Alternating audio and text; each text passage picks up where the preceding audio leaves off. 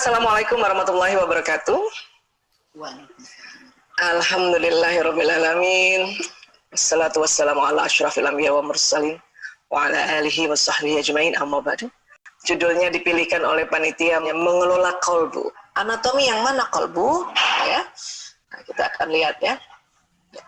Allah menyebut kata kolbu beserta turunan katanya dalam 53 ayat di Al-Quran. Dan kata kulub beserta turunan katanya dalam 104 ayat. Kulub itu kolbu yang banyak ya, jamaknya dari kolbu. Ya. Nah, ini kan sesuatu yang luar biasa, kok banyak banget ya Allah menyebutkannya ya. Ada apa gitu ya. Dan kemudian ini hadis yang sangat populer dari Rasulullah SAW. Al-a wa inna fil jasadi mudghah. Idza salahat salahal jasadu kulluhu. Wa idza fasadat fasadal jasadu kulluhu al-a wa hiya al-qalb.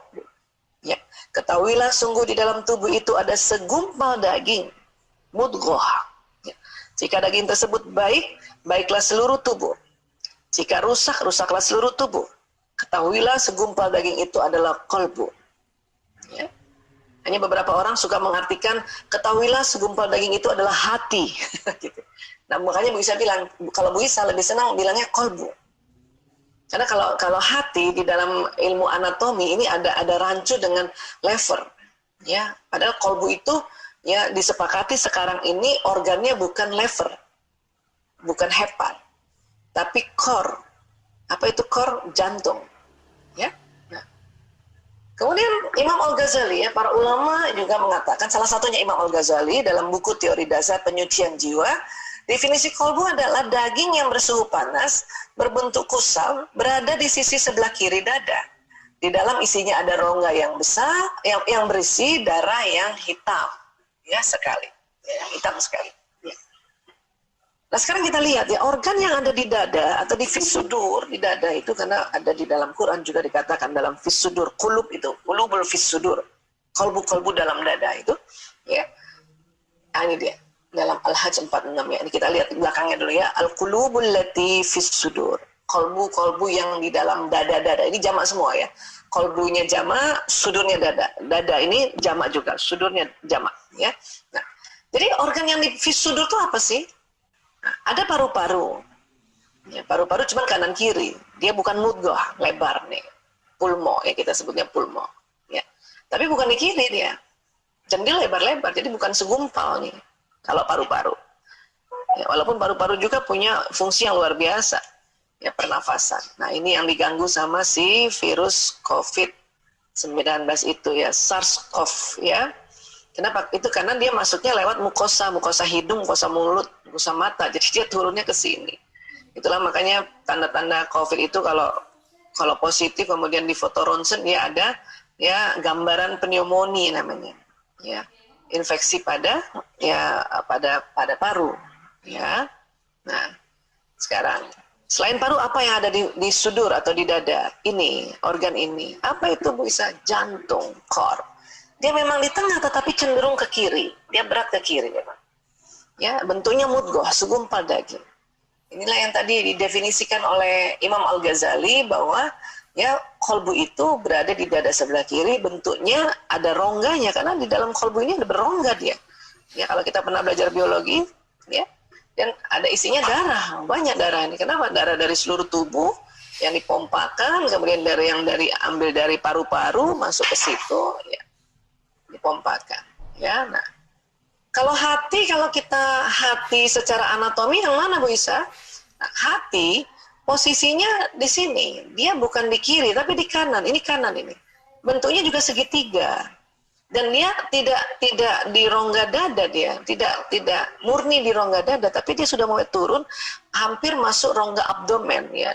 Dia persis di daerah sekat sini. Dan sebelah kanan. Memang hati juga punya fungsi dia menyaring racun.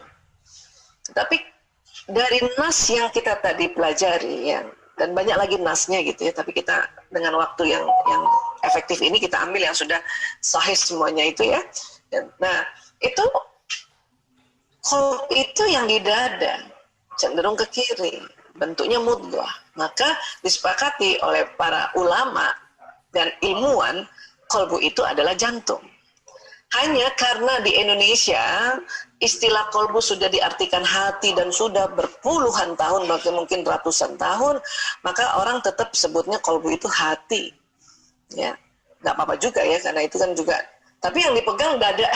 Jadi kalau hati yang dipegangnya harusnya di sini dong, di kanan ya. Tapi yang dipegang dada, berarti yang dipegang itu jantung. Ya, itulah makanya tadi Bu Isa mengatakan kalau saya sih lebih senang sebutnya kolbu aja, kolbu.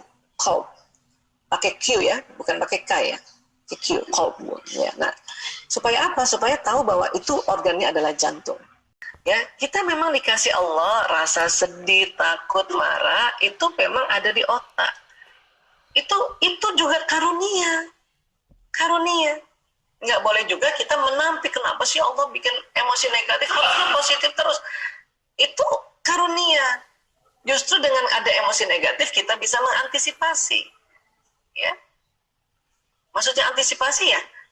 Ini pernah ya ada di penelitian Daniel Goleman, ya. Ada orang itu dia bilang dia protes sama Tuhan. Kenapa Tuhan bikin emosi negatif? Ya, lebih baik positif terus. Jadi kan hidup nih jadinya aman kan gitu. Terus kata Daniel Goleman, sini deh, kamu mau nggak? Saya kasih penelitian ya, atau saya riset kamu ya, otakmu itu ada beberapa itu kita kebiri, katanya kita kebiri, diikat sehingga emosinya nggak pernah turun, di atas terus. Apa yang terjadi? Ya, dia dicopet orang nggak marah, dirampok orang nggak marah, malah ketawa-ketawa, malah silakan. Istrinya diganggu orang nggak marah, malah nyuruh silakan diganggu. Itu apa benar gitu? Ya, itu kan bahaya. Jadi kita memang ada hal-hal yang memang perlu marah, perlu sedih, perlu takut. Ibu-ibu kalau suaminya diganggu perempuan lain, terus sok atau silakan, nggak gitu Bu, marahlah Bu, marahlah, ya, supaya kita jaga-jaga antisipasi gitu. Hanya Allah minta untuk cepat-cepat move on ke atas, supaya apa? Supaya di jantung ini tidak terjadi sambungan kemarahan yang dahsyat itu tadi. Cepat-cepat naik ke atas. Dan Allah maunya waktu naik ke atas tangganya tadi yang disebut Allah. Allah maunya begitu, yang disebut Allah. Makanya dia, ya Allah, auzubillahi minasyaitonirrajim, astagfirullahaladzim, la ilaha illallah, innalillahi wa inna ilaihi rajiun. Itu yang disebut. Karena banyak orang ya lagi marah untuk naik ke atas yang disebut nama-nama binatang. Itu yang bahaya itu. Nama-nama binatang. Bukan nama Allah. Yang Allah ajarkan pada kita adalah sebut nama Allah untuk naik ke atas. Oke? Kenapa? Karena kalau kelamaan nanti di jantung terjadi sambungan. Bu Isa, kalau sakit jantung itu apa Bu Isa? Nah, itu lain lagi. Itu pembuluh darah yang ini. Ya, karena ada orang secara turunan pembuluh darahnya, dinding pembuluh darahnya kaku secara turunan atau pendek. Kayak Bu Isa ini pendek ini. Makanya harus hati-hati, jaga juga makanan dan jaga keteraturan sebetulnya, karena pendek punya Bu Isa ini. Ya. Beda dengan neuron yang ada di dalam otot ini, ya, itu bekerjanya adalah menangkap apa yang dikirim oleh otak, menangkap juga apa yang sering diucapkan, menangkap juga apa yang sering dilihat dan didengar. Ya, bisa kalau yang itu tuh orang sakit jantung dadakan, infark miokard, itu karena pembuluh darahnya karena kaku atau karena pendek. Jadi makanan untuk si daging ini biasanya di sini ya, infark itu di sini, nanti otak di sini, itu kurang sehingga dia infark, nekrotik atau rusak yang di daerah sini. Ya. Jadi, karena ada juga ibu-ibu tanya, Bu Isa, kalau saya sakit jantung berarti kolbu saya rusak ya? Bukan gitu, Bu. Ya, itu ototnya saja. Kolb ibu yang bekerja di neuron ini masih jalan. Masih jalan. Ya, oke. Nah, jadi menurut ilmu neurokardiologi, jantung memiliki otak fungsionalnya sendiri. Ya. Kemudian terdapat hormon kalmodulin sehingga jantung mempunyai kemampuan menyimpan proses belajar dan memori. Keren ya? Kemudian jantung adalah salah satu organ sensorik dan pusat canggih dalam menerima dan mengolah informasi. Ya, jantung secara terus-menerus selain mendapatkan sinyal dari sistem saraf, maka jantung juga mengirimkan sinyal ke otak. Jadi jantung ini bisa ngasih kabar ke otak. Pada saat otak lagi menimbang-nimbang, menganalisa, jantung ngasih tahu gini caranya, gitu kerjanya. Ya. Sistem saraf pada jantung atau otaknya jantung, atau kalau kita ganti jantung ini kolbu ya. Sistem saraf pada kolbu atau otaknya kolbu memungkinkan kolbu untuk belajar, mengingat dan mempengaruhi bagian korteks pada otak untuk membuat keputusan fungsional independen. Nah, inilah surat Al-Hajj ini di ayat 46 ya. Bismillahirrahmanirrahim. Maka apakah mereka tidak berjalan di muka bumi lalu mereka mempunyai kolbu yang dengan itu mereka dapat memahami. Jadi kolbu kita ini kulubun yaqilun. Jadi kolbu kita punya akal. Allah sudah menyampaikan pada Rasulullah ini ya di surat Al-Hajj ayat 46 ini bahwa kolbu kita tuh ada akalnya. Baru ditemukan tahun 91. 91 aja masih kaget ilmuwan. Masa sih? Teliti lagi. Wah, barulah disepakat tahun 2000 itu. Wah, jantung ada akalnya, ada otaknya ya. Ya. Dan lanjutannya, atau mempunyai telinga yang dengan itu mereka dapat mendengar, karena sesungguhnya bukanlah mata itu yang buta, tetapi yang buta ialah kolbu yang di dalam dada. Ya. Jadi kadang-kadang kita tuh buta karena apa? Karena emosi yang tercetus di otak kita, di limbik system ini, kita nggak manage, kita nggak kelola, nggak cepat-cepat move on. Makanya dia bisa turun pesan itu ke dalam rekaman si kolbu ini. Ini yang bahaya. Itulah makanya cepat-cepat kita kelola dia. Ya. Bu Isa, kan kita sholat itu kan juga dalam rangka mengelola kolbu, betul banget. Tapi kok saya masih kesel sama suami saya? Nah, cara ngelihatnya lagi yang berubah nih, harus dirubah. Untung ibu sholat. Coba nggak sholat, kayak apa itu? Ya, kayak apa? Nah sekarang supaya nggak kesel nih, udah sholat Bu Isa, supaya nggak kesel, nah betulin sholatnya. Tidak terburu-buru, tumak nina, yang tegak sholatnya. Jangan cuman lohor doang, asar doang, tegak 5 waktu. Ya, tegak 5 waktu. Itu akan membuat kita, ya Allah, ya, makanya mengapa di nomor 1 diperintahkan itu sholat, karena luar biasa mekanismenya, ya.